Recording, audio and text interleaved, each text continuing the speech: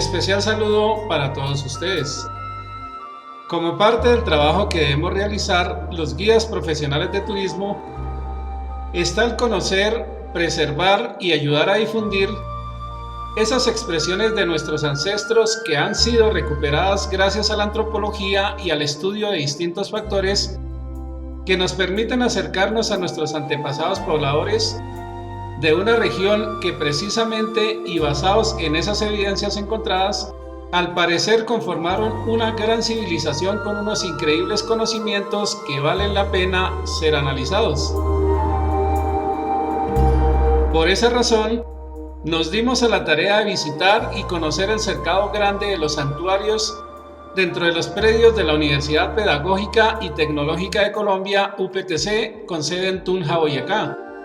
Un lugar sagrado que tiene para contarnos una historia tan interesante que vale la pena ser resaltada mediante este trabajo digital.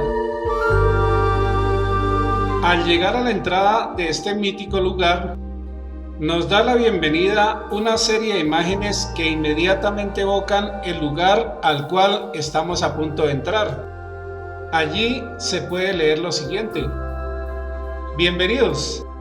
Cercado grande de los santuarios, lugar donde la muerte nos ha permitido conocer la vida cotidiana de las poblaciones antiguas muiscas y herreras. Siga y conozca cómo la gente enterraba a los muertos, celebraba la vida, tallaba las piedras y aprovechaba el medio. En otro aviso a la entrada del santuario, se informa a los visitantes que el recorrido se divide en 6 estaciones, cada una de ellas con unas 5 paradas en promedio, donde se cuenta de manera detallada cómo transcurría la vida diaria en este cercado muisca. En la primera estación se hace el reconocimiento a la piedra como elemento fundamental de la escultura muisca. Es así como durante la primera parada de esta estación se habla del trabajo en piedra y se hace énfasis del hallazgo de unos 30 litos en inmediaciones del pozo de Unzaúba, hecho que pone de manifiesto las habilidades de esta familia indígena para el tallado sobre este tipo de rocas. En la segunda parada se nos informa acerca de la manera en que las comunidades antiguas realizaban la extracción de las rocas para su posterior tallado.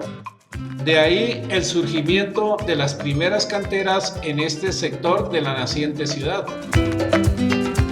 En la tercera parada es posible apreciar algunas figuras talladas en piedra que actualmente se hallan ubicadas dentro de los predios del Pozo de Unzaúba y en otros lugares aledaños al templo de Goranchachá, en inmediaciones de la Universidad Pedagógica y Tecnológica de Colombia con sede en Tunja. En la cuarta parada se pueden apreciar algunas de las herramientas fabricadas de manera rudimentaria a partir de la roca. Esas herramientas fueron utilizadas en la vida cotidiana de los habitantes de las tribus pertenecientes a los cercados de la región. Llegamos a la última parada de la primera estación. Allí es posible ver algunos vestigios de las bases de los bohíos fabricados de forma circular con maderos redondos que eran clavados en el suelo y sus paredes, las cuales eran estructuradas con varas de pequeños arbustos y paja o carrizo para elaborar paredes cálidas mediante la composición del bahareque. Ahora pasamos a la segunda estación, la cual está dedicada a la vida y a la muerte, a los enterramientos, a las tumbas y a los ajuares funerarios. Iniciando por la primera parada de la segunda estación, es posible apreciar los lugares donde se han encontrado enterramientos indígenas representados en vasijas, utensilios domésticos, armas y fragmentos de entierro. Allí se hace evidente que a los difuntos se les enterraba con distintos elementos para su viaje a través de la muerte. La segunda parada nos ilustra la manera en que eran enterrados los personajes más representativos de la comunidad. Por lo general se hacía bajo sus propios bohíos y los demás familiares del difunto se mudaban a un nuevo hogar en señal de respeto por la sagrada morada de quien partía hacia la eternidad. En la siguiente parada se puede aprender de la forma en que eran sepultados los antiguos pobladores de estas tierras boyacenses. Allí queda claro que también se dieron los enterramientos múltiples, así como los individuales, basados en la jerarquía que tenía esa persona dentro de la comunidad. Continuando el recorrido por la estación 2, se llega a la cuarta parada, donde se obtiene un panorama muy detallado de la forma en que nuestros antepasados elaboraban las tumbas, haciendo uso de herramientas rudimentarias fabricadas en madera, piedra y hueso. Continuando hacia la siguiente parada, se aprende acerca de cómo eran sepultados los muertos, generalmente acompañados de utensilios o elementos domésticos con gran significancia, elementos que les servirían para su largo viaje hacia la eternidad. Finalizando la segunda estación, se puede apreciar la forma en que eran enterrados los niños acompañados de objetos y otros amuletos que muchas veces provenían de comunidades lejanas, hecho que reafirma el gran intercambio comercial que se dio entre tribus de la época. Siguiendo con el recorrido, llegamos a la tercera estación, la cual está dedicada a la cerámica, a la pintura y a los elementos decorativos que impregnaban distinción a los objetos o a los habitantes de esta tribu. En la primera parada se aprende mucho sobre la forma de pintar usada por nuestros ancestros. También se aprende de las formas únicas usadas para decorar las vasijas, como también la manera en que los nativos adornaban sus cuerpos para ceremonias especiales. En la parada número 2 de la tercera estación, podemos encontrar ejemplos de decoraciones usadas para el cuello y la nariz. Se puede observar que eran elaboradas con elementos marinos, hecho que reafirma el activo intercambio comercial con tierras muy lejanas y cercanas al mar. Continuando nuestro camino hasta la parada número 3, podemos encontrar ejemplos de huellas pictográficas encontradas especialmente en la ribera del río Farfacá, hoy río La Vega. Allí se puede analizar que se hacía uso de pigmentos especiales para expresar sentimientos sobre las rocas, las cuales al parecer pertenecían al lugar donde se formaban los nuevos mandatarios del cacicazgo. Este lugar se conocía con el nombre de La Cuca. En la siguiente parada, mediante ejemplos de vasijas encontradas en el lugar, se comprende a la perfección las formas, apliques y figuras pintadas sobre los recipientes que formaban parte de la cotidianidad de nuestros antepasados indígenas. Arribando a la última parada de la tercera estación, podemos entender un aspecto muy importante en la cerámica elaborada por la comunidad, y es que existían vasijas que eran usadas de manera ritual y que en el proceso de entierro de sus muertos se les acompañaba con algunos elementos sagrados como estos.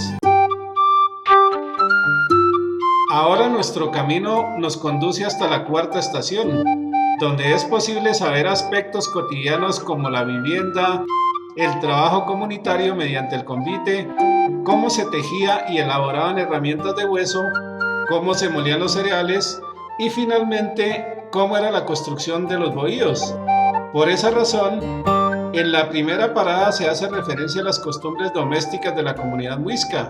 Es por eso que aquí se enfatiza especialmente en cómo eran construidas las viviendas y en la forma como se daba el diario vivir de los habitantes al interior de la tribu. Seguimos avanzando hasta la parada número 2 y allí, a través de utensilios domésticos encontrados en este cercado, se puede adivinar cómo era la forma de compartir en comunidad. De ahí que se referencia al convite como una actividad que propiciaba la unión de todos para realizar actividades cotidianas.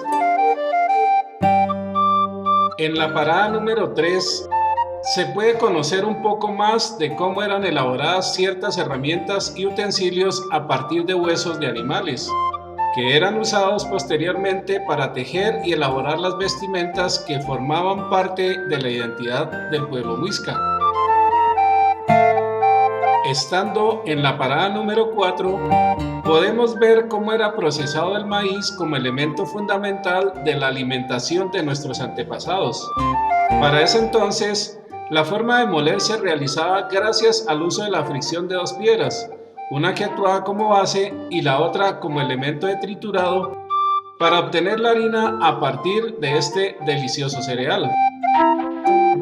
Finalizando nuestro recorrido por la estación número 4, se llega a tener una idea de cómo se daba la construcción de los bohíos.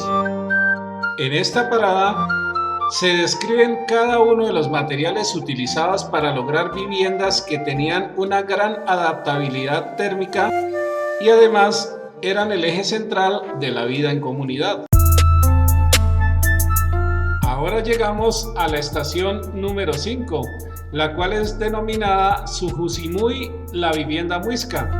Esta estación es muy importante, pues fue justamente donde en el año de 1980 la arqueóloga Neila Castillo encontró a unos 30 centímetros de la superficie las huellas de una construcción de forma oval con unas medidas de 6 metros por 5,5 metros de ancho y un poste central. Justo al lado del bohío se encontró también un enterramiento que contenía a 6 personas. 2 de ellas eran niños y 4 adultos. Había también pedazos de vasijas de cerámica, de piedra y huesos de animales. Al mirar la cerámica, se supo que era la que utilizaban los muiscas. ¿Pero quiénes vivían en el bohío? Se dice que eran personas que al morir continuaban en su casa. A los adultos los enterraban en el piso a unos 50 centímetros de profundidad y los sentaban con las piernas y los brazos recogidos. Les echaban tierra encima y luego los tapaban con una piedra. A los adultos les dejaban también un depósito al lado de su cuerpo, con pedazos de cerámica, huesos de venado, una piedra para pulir, 4 martillos y adicionalmente una piedra muy especial que era traída desde la cordillera central.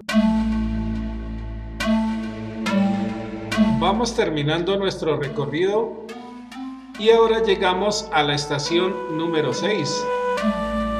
En ella podemos aprender cómo nuestros antepasados se aprovechaban de su entorno, qué comían, de dónde sacaban los materiales para fabricar sus herramientas y cómo y qué cazaban para conseguir pieles. La primera parada de esta estación ilustra a los visitantes cómo se desarrollaba el aprovechamiento del medio. De las excavaciones realizadas en este lugar, se puede concluir que para ese entonces la base alimentaria se cimentaba en el consumo de animales silvestres como los que se describen en el texto que acompaña la imagen. Se sigue avanzando en esta estación y en la siguiente parada se aprende que además del consumo de carne, era muy común obtener una gran variedad de tubérculos muy autóctonos de la región para complementar su dieta diaria, basada especialmente en la preparación de cocidos con estos ingredientes muy peculiares.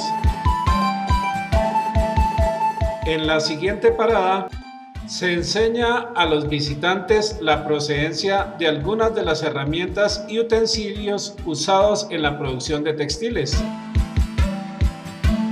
De ahí se extrae que el venado fue fundamental no solo en la alimentación diaria, sino también en la fabricación de distintos elementos con los que se elaboraba el vestuario de uso general.